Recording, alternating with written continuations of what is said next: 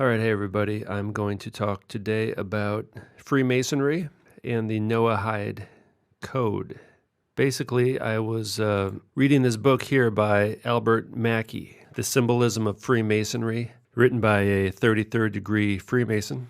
So I'm going to go through this book, and then I'm going to look at what is a Noahide, and I'm going to trace it back to what that means for us today. So chapter 1 is the origin and progress of Freemasonry. All right, then he goes on to talk about the two doctrines of Freemasonry, which are the unity of God and the immortality of the soul. Chapter 2, the Noahide.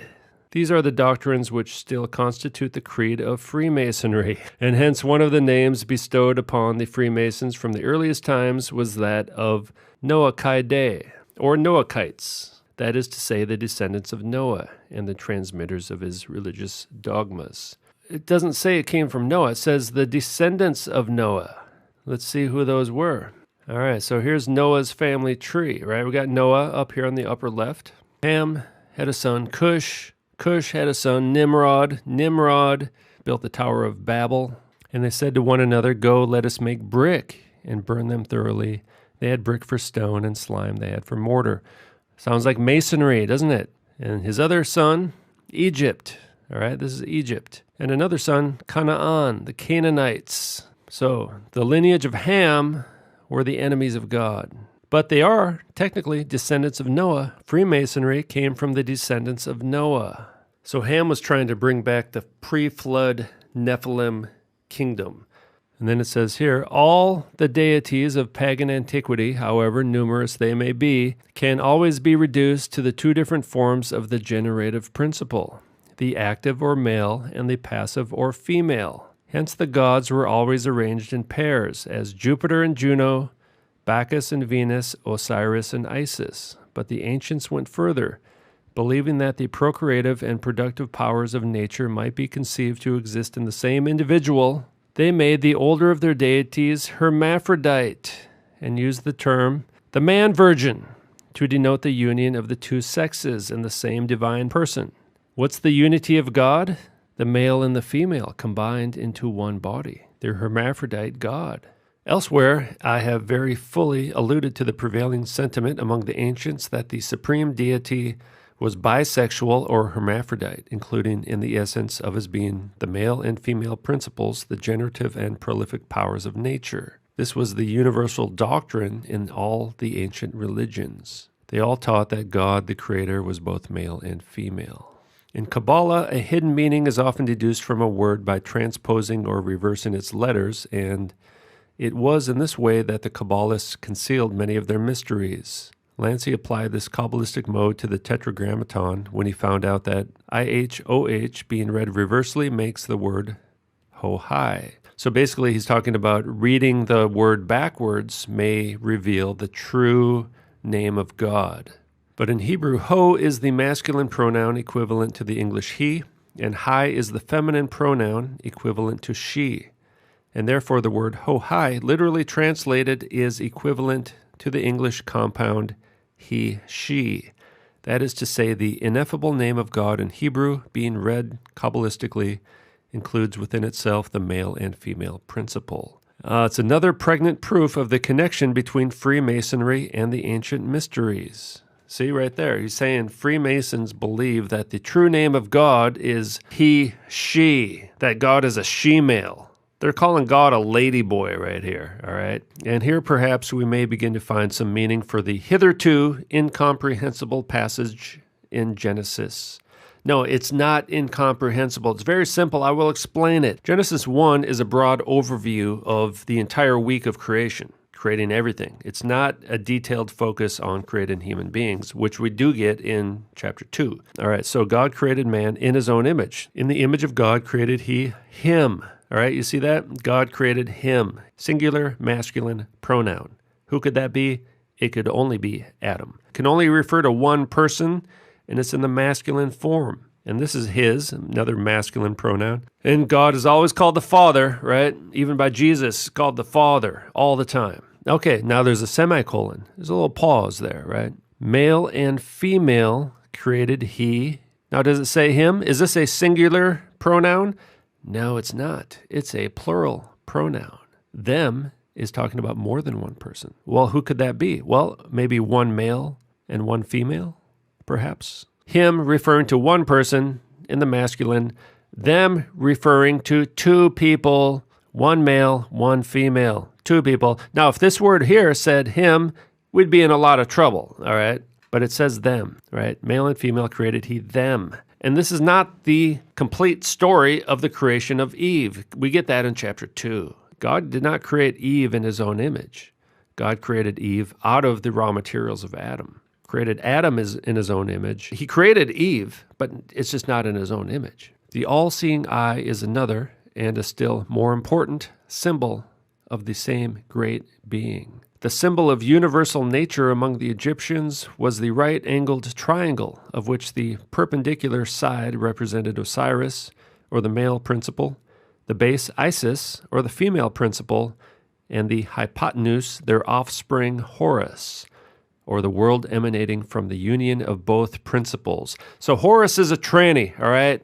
The eye of Horus is the symbol of the androgyne, which the Masonic institution assumed at the building of King Solomon's temple, in consequence of the union at that era of the pure Freemasonry of the Noahide. Okay, now there's these people here, the Noahides, right? From previous videos, we saw this represents the male and female combined into the androgynous God and the androgynous human. So they have 7 laws, all right? Now, this is not Torah. This is what they call the Noahide 7 laws that were given to Noah orally. Now, there was a covenant of the rainbow given to Noah, but this is not it. They've changed it. Included in this are the details of God's directive for all Gentiles to observe their 7 Noahide commandments. It all begins with recognizing the perfect unity of the Creator. There we go, unity, right? What does unity mean? Male and female combined. Modern Noahidism. 7 commandments, 7 laws only, and remaining commandments do not apply to them. This means that Noahides may not observe Sabbath, study Torah, except for the 7 laws, which are not part of Torah, all right? And the rainbow is the modern symbol of Noahidism, all right? This is their symbol. We've seen that before, haven't we? We know who uses this symbol nowadays, right? Noahide website. Now, here's an article on gay marriage, but within this, now they say that they're anti-gay marriage, although, with their rainbow flag and all, I kind of doubt that. But within this article here, it says, in the first marriage ever, Adam and Eve were initially created as a single two-faced body. The single being was split in two, a man and a woman, and then reunited in matrimony. In the world of souls, the partition and reunification of the male and female components of individual souls occurs continually. Celebrating diversity was conceived as an opportunity to unite the world by re-echoing the belief in one God as the creator of all human beings and the belief that we are all created in the divine image. What's the divine image? The male and female hermaphrodite God. This is the true meaning of harnessing diversity among different cultures. This is the foundation for our organization's goal, which to work alongside the United Nations and other partner organizations with hopes of promoting human rights and development and protecting freedom of religion. Well, their religion, 7 universal laws of Noah are means by which humanity strives to live in unity and peace. The laws of Noah, or the Noahide laws, are comprised of 7 universal laws, biblical binding upon all humanity. In 1991, a joint resolution of the United States Congress called its principles the bedrock of society from the dawn of civilization, without which the edifice of civilization stands in serious peril of returning to chaos. What is a Noahide? Definition: a Freemason who has taken the 21st degree of the Scottish Rite. 2. Freemason. Albert Mackey says Freemasons come from the Noahides. So basically the Congress said that Freemasonry is the bedrock of civilization. Okay, now this is from the IsraelNationalNews.com. The Noahide Laws, a universal code for peace and unity. Says here, all descendants of Noah, which means all of humanity, are required to follow these laws. Gentiles who actively follow the 7 laws of Noah are called B'nai Noach, or Noahides. Sometimes they are referred to as righteous Gentiles, or the pious among the nations. The Noahide laws were given to Moses and also preserved by the sages of the Talmud. All right, now here's the Jewish Institute for Global Awareness. Government leaders encourage adherence to the 7 Noahide laws. The universality of these principles and global import was recognized in 1982 by President Ronald Reagan, when he spoke of the eternal validity of these 7 Noahide laws as a moral code for all of us, regardless of religious faith. Proclamation on the National Day of Reflection, April 4th, 1982. 7 years later, in 1989, H.W. not only proclaimed that these biblical values, they're not biblical, all right? Freemasonic values are the foundation for civilized society. A society that fails to recognize or adhere to them cannot endure. And you think these people are clever, right? Because we're all descendants of Noah. So they're saying that the entire world has to follow the laws given to Noah since we're all descendants of Noah, right? So legally, we're all bound to this law. Both the Senate and the House of Representatives of the United States Congress in 1991 on a bipartisan basis further recognized how this historical tradition of ethical values and principles of Freemasonry upon which our great nation was founded. All right, there it is right there. United States Congress admitted that the United States was founded on the principles of Freemasonry, all right, have been the bedrock of society from the dawn of civilization when they were known as the 7 Noahide laws. The American Congress understood how the most recent weakening of these principles has resulted in crisis that beleaguer and threaten the fabric of civilized society. Thus, they warned us that without these ethical values and principles, the edifice of civilization, oh, like the Tower of Babel? Yeah, that was a pretty good one, huh? Stands in serious peril. How about the pre-flood Nephilim kingdom, huh? That turned out pretty well for you guys, didn't it? Yeah. Serious peril of returning to chaos. Returning to chaos. Other world leaders have joined the call for further observance of knowledge of Freemasonry. For example, Herman Van Rompuy, president of the European Union, wrote in July 2014 that he seeks greater dissemination of the universal values known as Freemasonry. And Major General Michael Jeffrey, Governor General of Australia, lamenting family breakdowns and drug and alcohol abuse in modern society in 2008 letter, wrote that he believed that observing the fundamental values of the Noahide laws can be an antidote to such ills of society. You got a drug problem?